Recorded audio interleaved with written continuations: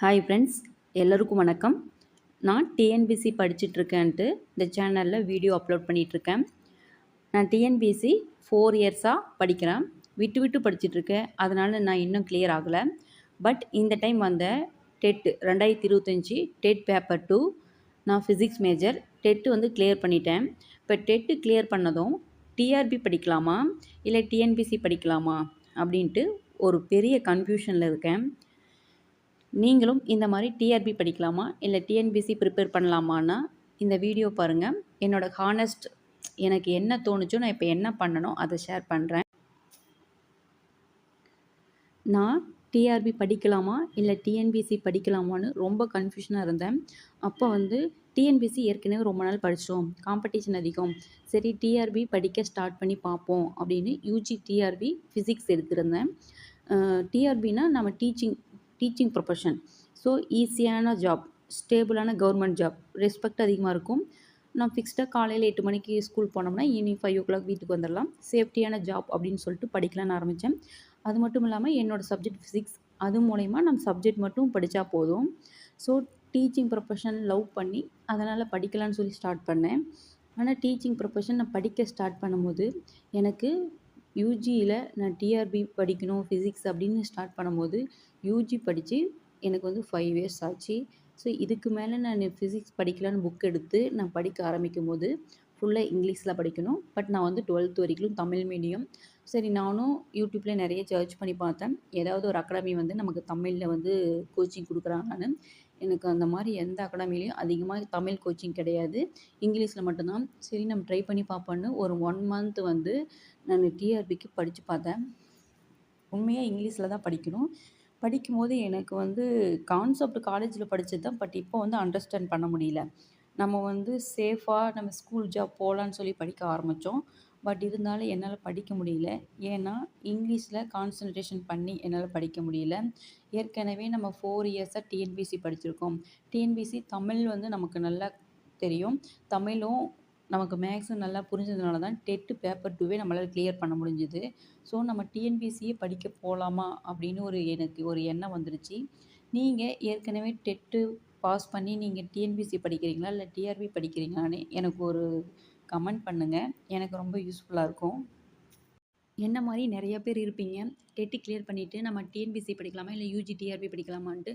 கண்டிப்பாக உங்கள் சப்ஜெக்டில் உங்களுடைய டெப்த்து நல்லா எனக்கு தெரியும். என்னோடய சப்ஜெக்ட் நான் மேக்ஸாக இருந்தாலும் சரி, இங்கிலீஷாக இருந்தாலும் சரி, நான் ஃபிசிக்ஸ் கெமிஸ்ட்ரி எதுவாக இருந்தாலும் என்னால் அந்த சப்ஜெக்ட்டை நல்லா ஃபுல்லாக படிக்க முடியும்னு தோணுச்சுன்னா நீங்கள் படிங்க. இல்லைன்னா கண்டிப்பாக விட்டுருங்க. ஏன்னா நான் 1 month ட்ரை பண்ணி பார்த்தேன். எனக்கு அந்த புக்கை எடுத்து வச்சு அந்த இங்கிலீஷில் நான் கிளாஸ் ஒரு கிளாஸ் ஜாயின் பண்ணியிருந்தேன். என்னால் படிக்க முடியல.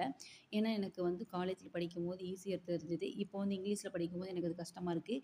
ஏன்னா ஒரு 4 இயர்ஸாக டிஎன்பிஎஸ்சி ப்ரிப்பேர் பண்ணி தமிழ், ஹிஸ்ட்ரி, பாலிட்டி இது மேலே எனக்கு அதிகமான ஒரு லவ் அஃபெக்ஷன் ஆகிடுச்சு. ஸோ அதை தான் படிக்கணும்னு எனக்கு எண்ணம் தோணுது. ஸோ அதையே படிக்கலான்னு முடிவு பண்ணிட்டேன்.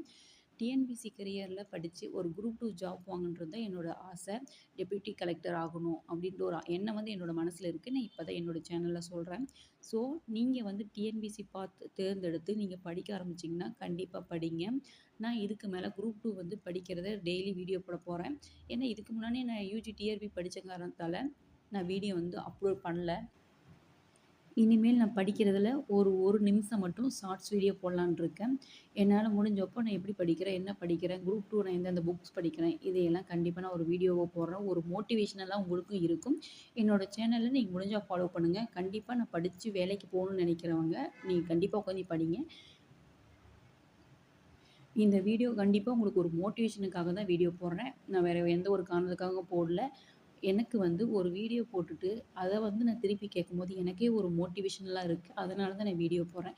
கண்டிப்பாக என் கூட சேர்ந்து நீங்களும் படிங்க. கண்டிப்பாக படித்தா ஒரு பெரிய கவர்மெண்ட் ஆஃபீஸராக ஒரு போஸ்டிங்கில் ஒரு அதிகாரமாக உட்காரலாம்.